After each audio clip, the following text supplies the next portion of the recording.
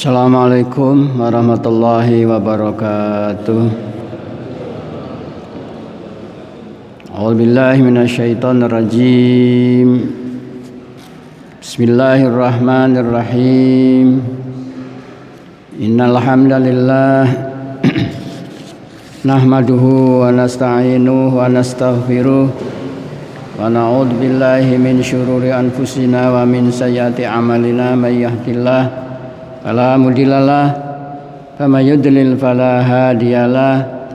Asyhadu an la ilaha illallah wahdahu la syarikalah wa asyhadu anna Muhammadan abduhu wa rasuluh la nabiyya wa la rasula ba'dah.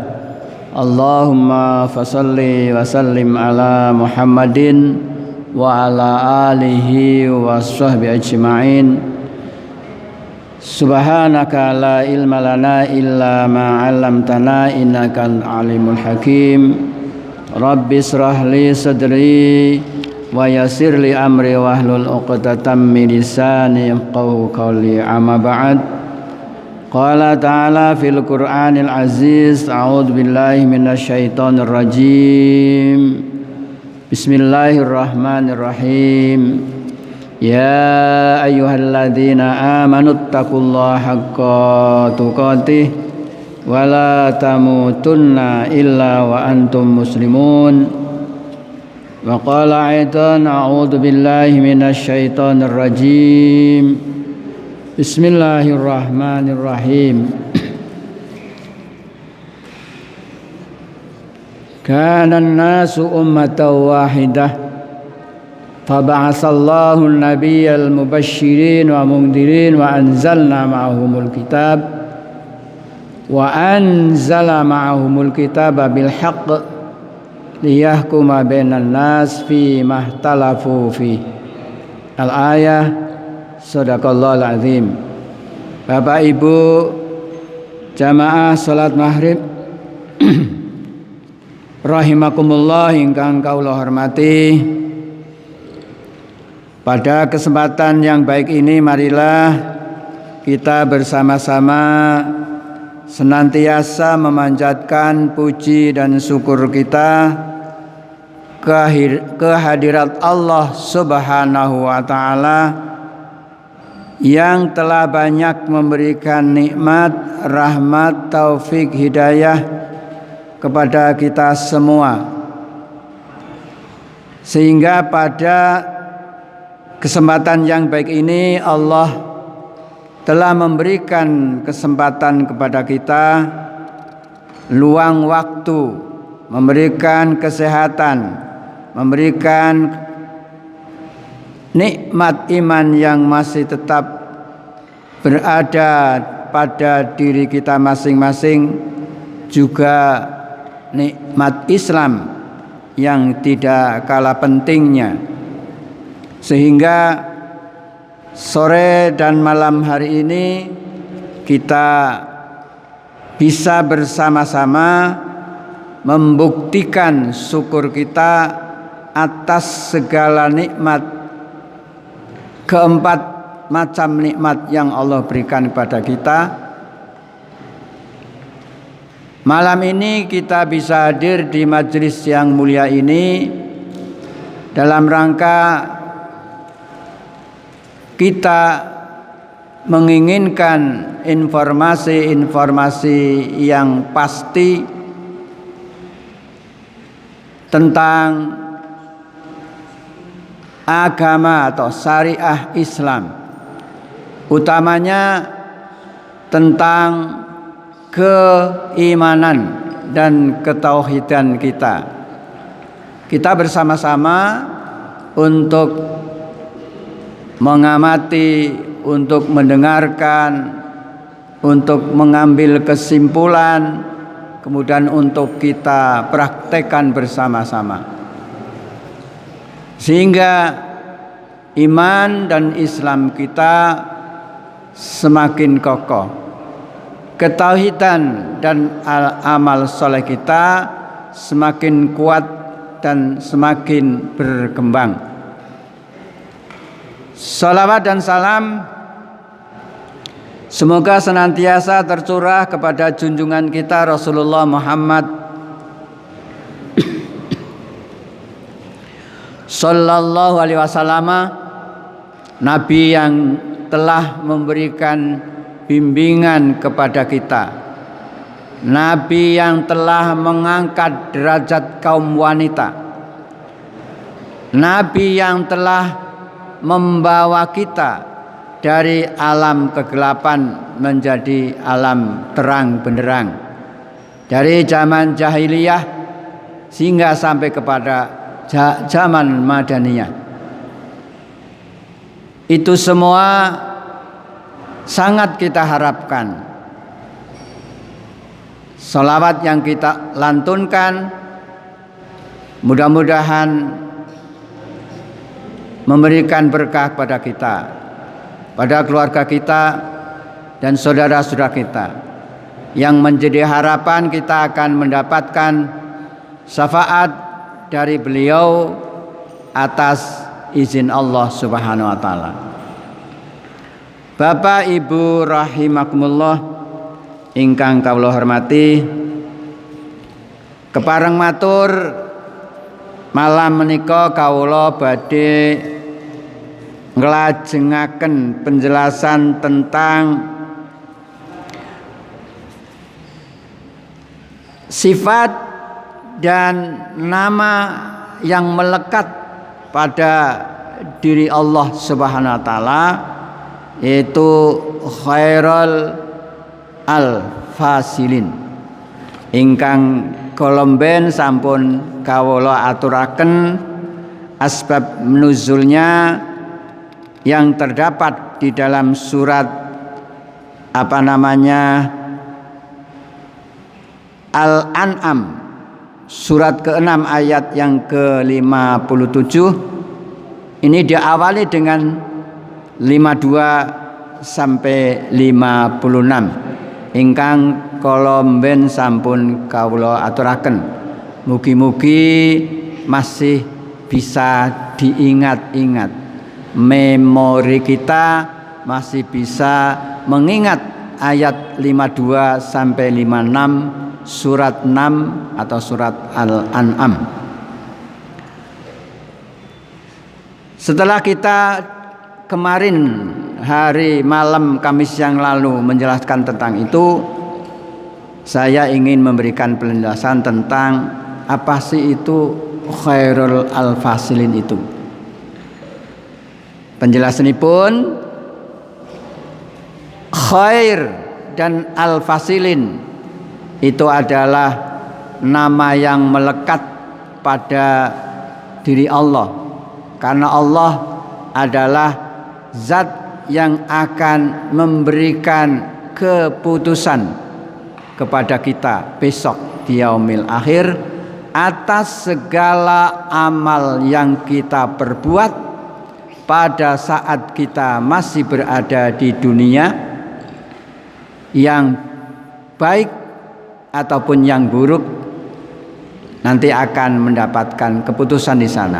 Apa kita mendapatkan keputusan yang baik atau mendapatkan keputusan yang buruk sesuai dengan apa yang kita lakukan pada masa kita hidup di dunia.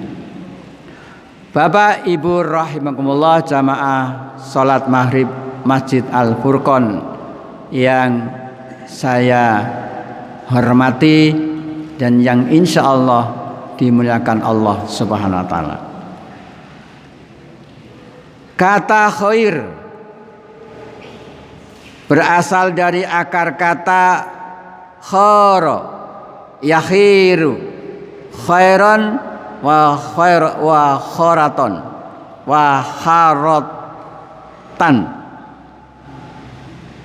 ya, yang artinya baik atau bisa diartikan terbaik atau yang paling baik. Khair itu baik atau terbaik atau yang paling baik. Kemudian sedangkan kata al-fasilin berasal dari akar kata fasola, yafsulu, faslan, fusulan. Kata al-fasilin itu berasal dari kata fasola, yafsulu, faslan, fusulan, yang berarti memotong atau memisahkan atau memutus, atau menjauhkan, bisa pula disebut mengasingkan. Kata al-fasilin, jadi fasil, fasola, fasal, bab, itu bisa diartikan memotong, memisahkan, ya, kemudian memberikan keputusan, itu fasol. Kata fasilin adalah bentuk jamak dari kata al-fasil, sedangkan al-fasil sendiri merupakan isim fa'il dari kata kerja fasola yang berarti memotong, yang bermakna memutus, yang bermakna memisahkan, juga bisa diartikan menjauhkan, dan seterusnya. Jadi khairul al-fasilin berarti yang terbaik dalam mengambil keputusan. Keputusan kita belum tentu baik atas segala keputusan-keputusan yang Allah berikan kepada kita besok di yaumil akhir. Itu Bapak, Ibu rahimahullah yang saya hormati. Jadi khairul al-fasilin itu yang terbaik dalam mengambil keputusan, yang memutuskan hukum dan macam-macamnya, yang terbaik dalam memisahkan antara yang batil dan yang hak, antara yang batil dan yang hak. Allah telah memberikan penjelasan kepada kita bahwa Allah itu memisahkan antara yang baik dan yang batil, antara yang haram dan halal, antara yang boleh dan yang tidak boleh. Allah menyebutkan dirinya sebagai khairul al-fasilin karena Allah itu memang hanya zat Allah saja yang akan memutuskan, akan memberikan keputusan kepada umatnya, kepada hambanya besok di yaumil akhir, agar supaya kita besok mendapatkan keputusan apakah kita akan masuk ke surga, apakah kita akan masuk ke neraka, tergantung kepada perbuatan-perbuatan dan amal-amal kita nalika kula lan panjenengan sami berada di dunia. Apa yang kita lakukan, baik ataupun buruk, itu keputusannya nanti. Harapan kita, Allah akan memberikan keputusan yang terbaik untuk kita semua, untuk keluarga kita, untuk saudara seiman kita, saudara sesama muslim, mereka-mereka yang banyak amal solehnya, kuat akidah dan keimanannya, tidak melakukan kemaksiatan dan tidak melakukan pula kemusyrikan atau kefasikan. Itu pasti. Tidak akan lepas dari seseorang. Kita besok akan menghadapi itu. Apa yang harus kita lakukan agar supaya Allah nanti ketika kita semuanya makhluk yang ada di dunia ini meninggal dunia. Beruntung mereka-mereka yang mungkin melakukan kebaikan. Tetapi kalau manusia pasti yang baik, yang buruk, yang kafir, yang munafik, yang musyrik, yang fasik, yang beriman, itu tidak akan lepas dari itu. Semua akan memperoleh. Maka dari itu senyampang Allah masih memberikan umur kepada kita. Marilah bersama-sama kita manfaatkan usia kita yang kita tidak tahu kapan kita akan menghadap Allah. Karena sebenarnya Bapak Ibu, kita ini adalah senantiasa diintai dan diikuti oleh yang namanya maut.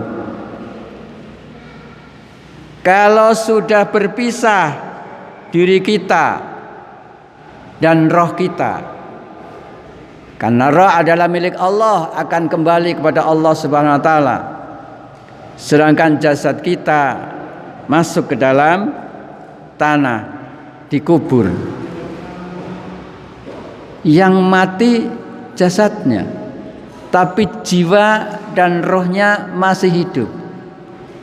Yang satu saat nanti ketika seluruh dunia sudah disebut kiamat kubro, dunia hancur luluh, tidak ada seorang makhluk pun yang hidup saat itu.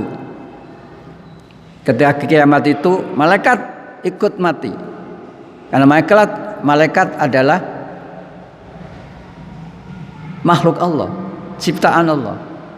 Tetapi setelah meninggal dunia, manusia meninggal dunia, malaikat dihidupkan kembali lebih awal daripada kita. Kemudian malaikat dikasih tugas untuk membangkitkan kembali orang-orang yang sudah meninggal dunia, orang-orang yang sudah masuk ke dalam bumi rata.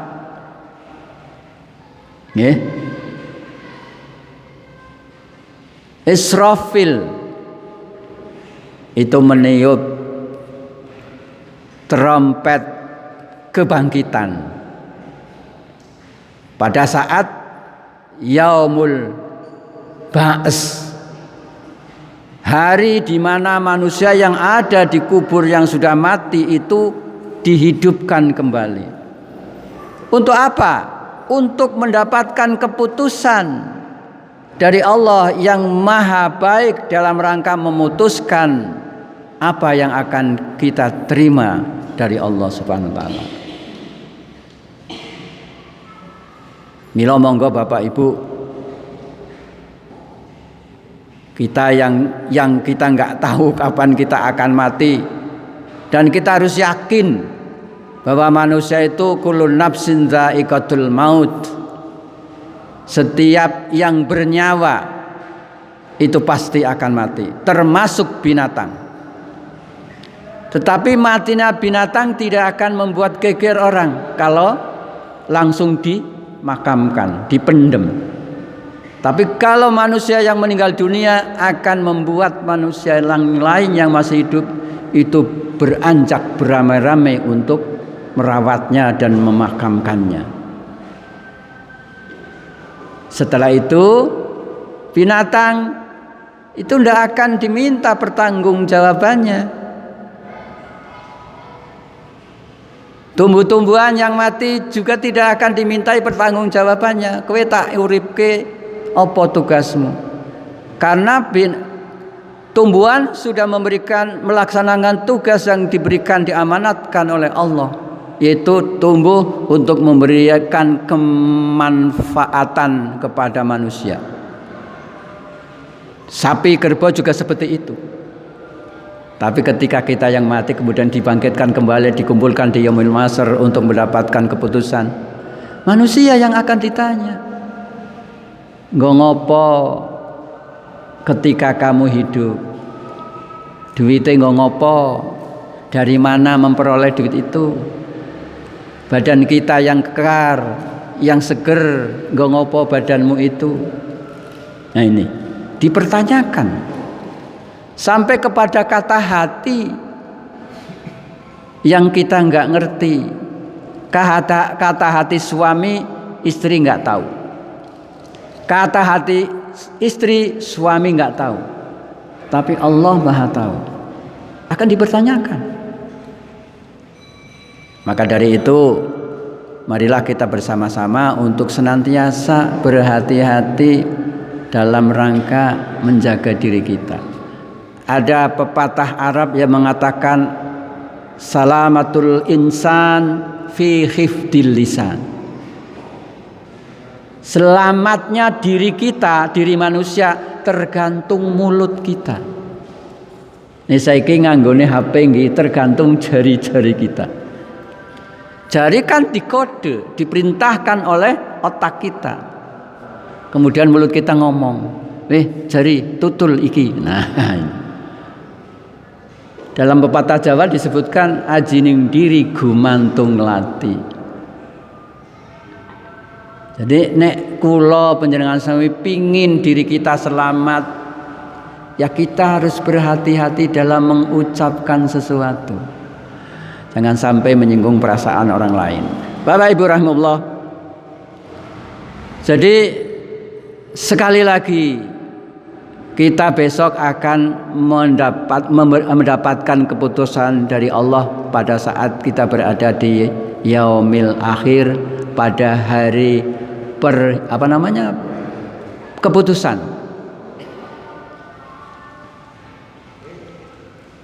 Allah Subhanahu wa taala mengajarkan pada Rasulnya, kepada Nabi Muhammad SAW, antara yang hak dan yang batil. Jadi Allah memberikan pelajaran kepada para nabinya untuk menjelaskan tentang hak yang batil, antara yang patut dilakukan dan tidak layak dilakukan. Sing kudu dilakoni, sing kira-kira apik dilakoni, karo sing ora apik dilakoni. Itu diajarkan oleh Allah kepada Rasulnya.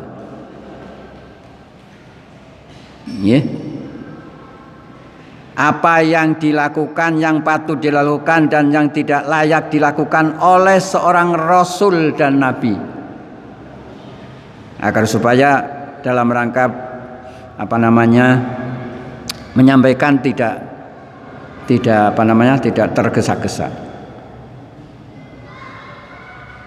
Mengusir para sahabat yang lebih dahulu beriman hanya lantaran para sahabat itu berstatus sosialnya rendah adalah suatu perbuatan yang tak layak dilakukan oleh seorang utusan Allah.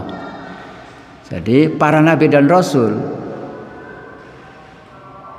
itu enggak patut, terutama Nabi Muhammad SAW enggak patut mengusir para sahabat yang lebih dahulu menjadi pengikutnya.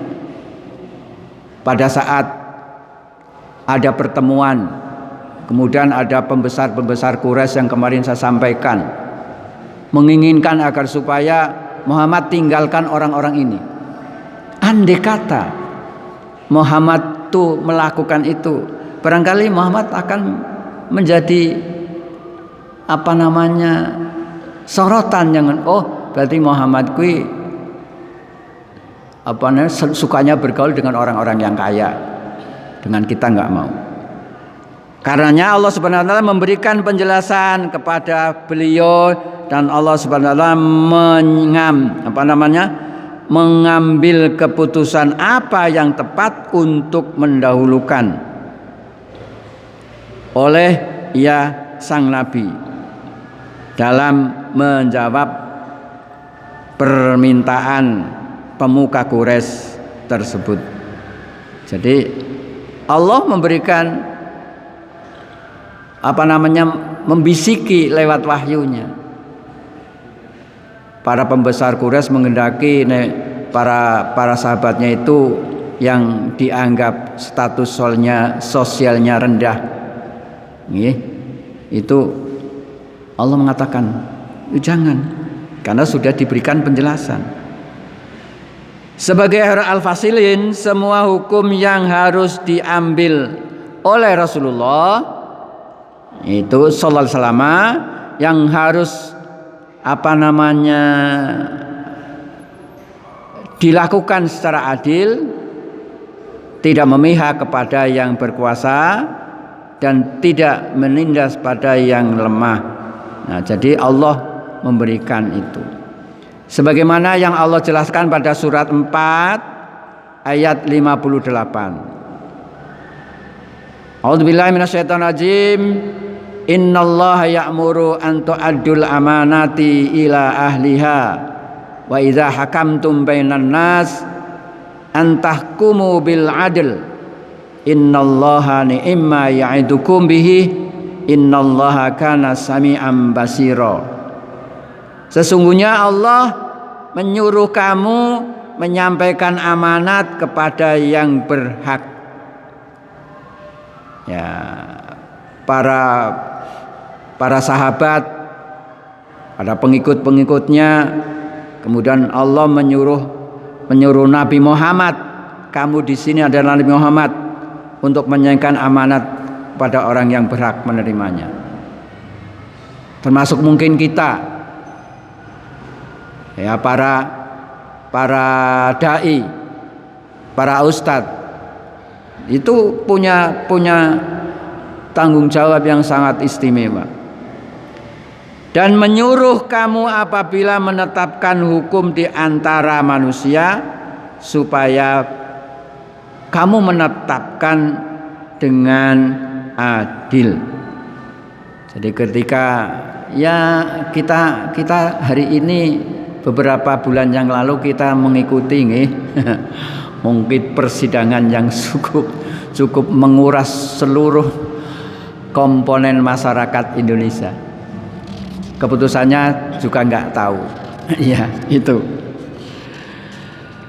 Sesungguhnya Allah memberi pengajaran yang sebaik-baiknya kepadamu, maksudnya kepada Nabi Muhammad. Sesungguhnya Allah adalah Maha mendengar lagi Maha melihat. Jadi Allah memberikan pengajaran yang baik, kemudian memerintahkan kepada Nabi Muhammad untuk berlaku adil, menetapkan hukum dengan hukum yang baik, tidak memihak. Itu Allah mengawasi kita dalam rangka mungkin memutuskan segala keputusan itu. Jadi keputusan kita enggak mutlak, karena yang memberikan keputusan yang baik hanya Allah Subhanahu wa taala. Di sini sebutkan seandainya Rasulullah SAW mengikuti kemauan para pemuka Quraisy saat itu yang menyuruh Nabi untuk mengusir orang-orang yang tak terhormat di mata masyarakat, ya, di mata masyarakat jahiliyah saat itu, maka niscaya tindakan Rasulullah akan bertentangan dengan spirit yang dikandung oleh ayat 58 surat An-Nisa. Jadi orang pas, orang adil. Allah mengajarkan pada Nabi Muhammad agar supaya berlaku adil, tidak pandang bulu. Oh, ini sahabat-sahabat kita perlu penjelasan. Ya biarin. Tetapi kemauan orang-orang Quraisy, pembesar Quraisy itu tidak mau bergabung dengan orang-orang yang dianggap tidak punya martabat. Andai kata Rasulullah SAW melakukan itu, ya, Rasulullah SAW berarti tidak bertindak adil, tidak melaksanakan apa hikmah yang terdapat di dalam surat 4 ayat 58. Nah, ini kok Bapak Ibu. Artinya tidak adil. Jamnya sudah jam 7 lebih 20 menit. Di sini 18 menit. Saya kira itu saja Bapak Ibu rahimahullah. Kemudian di dalam surat 2 ayat 213 itu pun yang sebagian kecil tadi sudah membacanya juga memberikan penjelasan tentang itu. Insya Allah penjelasan secara rinci akan kami bacakan pada kesempatan yang lain. Mohon maaf Bapak Ibu rahimakumullah atas segala mungkin kekeliruan yang saya sampaikan, karena manusia adalah tempat lupa. Yang benar hanya Allah Subhanahu wa taala. Manusia tidak sempurna. Yang sempurna adalah Allah Subhanahu wa taala. Monggo bersama-sama kita berdoa memohon kepada Allah semoga kesalahan dalam majelis ini Allah akan mengampuninya. Bismillahirrahmanirrahim. Subhanaka Allahumma wa bihamdika asyhadu an la ilaha illa anta astaghfiruka wa atubu ilaik. Allahumma anta rabbi la ilaha illa anta khalaqatani wa ana abduka wa ana ala ahdika wa wa'dika mastata'tu wa a'udzubika min syarri ma sana'tu abu'u laka bi ni'matika alayya wa abu bi dzambih faghfirli fa innahu la yaghfiru dzunuba illa anta. Nasrun minallah wa fathun qarib wa basyiril mu'minin. Wassalamu alaikum warahmatullahi wabarakatuh.